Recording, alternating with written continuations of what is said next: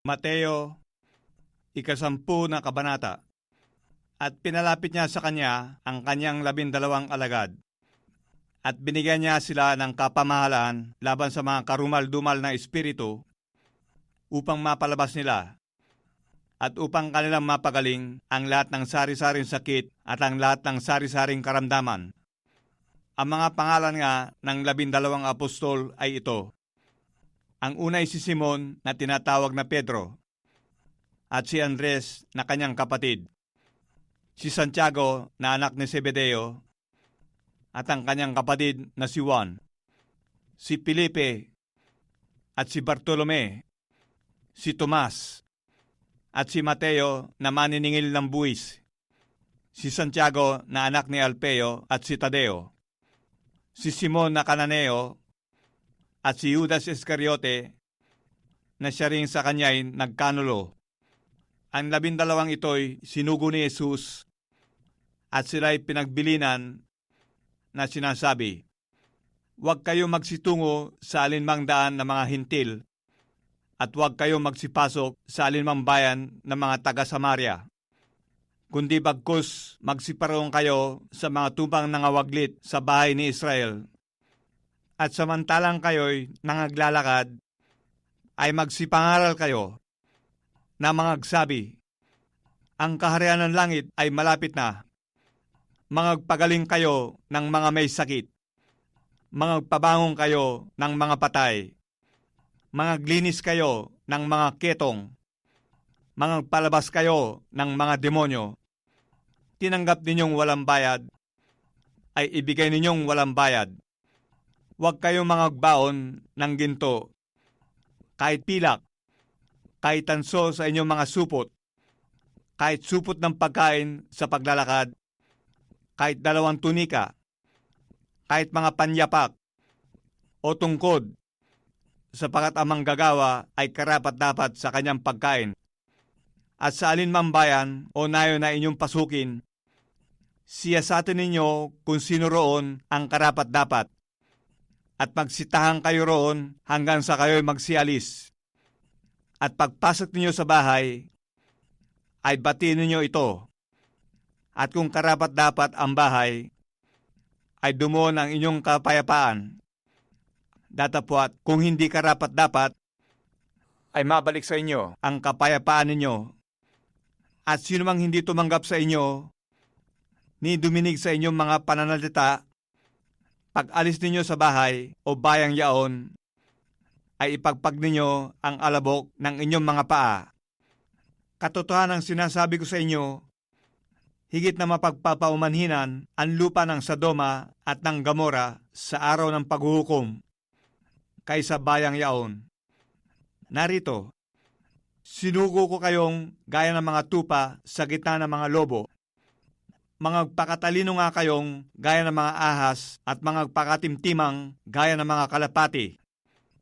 Datapwat mangagpakaingat kayo sa mga tao, sapagat kayo ibibigay nila sa mga Sanhedrin at kayo hahampasin sa kanilang mga sinagoga. Oo, at kayo'y dadalhin sa harap ng mga gobernador at mga hari dahil sa akin, sa pagpapatotoo sa kanila at sa mga hintil.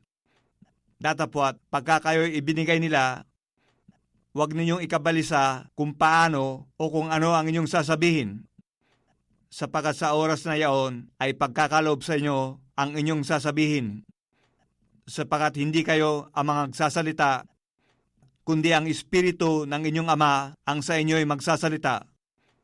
At ibibigay ng kapatid ang kapatid sa kamatayan, at ang ama ang kanyang anak, at mga gihimagsik ang mga anak laban sa kanilang mga magulang, at sila'y ipapapatay.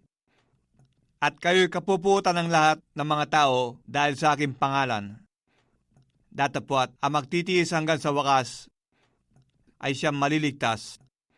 Datapwat pagka kayo'y pinag-uusig nila sa isang bayang ito, ay magsitakas kayo tungo sa kasunod na bayan, sapagat sa katotohanan sinasabi ko sa inyo, hindi ninyo matatapos libutin ang mga bayan ng Israel hanggang sa pumarito ang anak ng tao. Hindi mataas ang alagad sa kanyang guro, ni hindi rin mataas ang alila sa kanyang Panginoon. Sukat na sa alagad ang maging katulad ng kanyang guro, at sa alila ang maging katulad ng kanyang Panginoon. Kung pinangalan niyang Beelzebub ang Panginoon ng sambahayan, gaano pa kaya ang mga kasambahay niya? Huwag nga ninyong silang katakutan, sapagkat walang bagay na natatakpan na hindi mahahayag at natatago na hindi malalaman. Ang sinasabi ko sa inyo sa kadiliman ay sabihin ninyo sa kaliwanagan, at ang narinig ninyo sa bulong ay inyong ipagsigawan sa mga bubungan. At huwag kayong mga takot sa mga nagsisipatay ng katawan, datapwat hindi nakakapatay sa kaluluwa, kundi bagkus ang katakutan ninyo'y yaong makapupuksa sa kaluluwa at sa katawan sa impyerno. Hindi ba ka ipinagbibili ng isang beles ang 2 maya? At kahit isa sa kanila'y hindi mahuhulog sa lupa kung hindi pahintulot ng inyong ama. Datapwat, maging ang mga buhok sa inyong ulo ay pawang bilang na lahat. Huwag nga kayong mga takot. Kayo'y lalong mahalaga kaysa maraming maya. Kaya't ang bawat kumikilala sa akin sa harap ng mga tao, ay kikilalanin ko naman siya sa harap ng aking ama na nasa langit. Datapwat, sino mang sa akin magkaila sa harap ng mga tao, ay ikakaila ko naman siya sa harap ng aking ama na nasa langit. Huwag ninyong isiping ako'y naparito upang magdala ng kapayapaan sa lupa.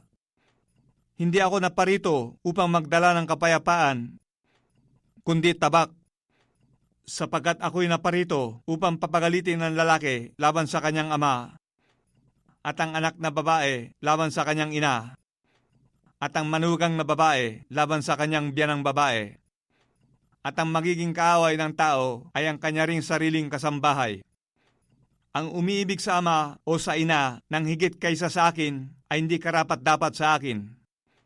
At ang umiibig sa anak na lalaki o anak na babae ng higit kaysa akin ay hindi karapat-dapat sa akin.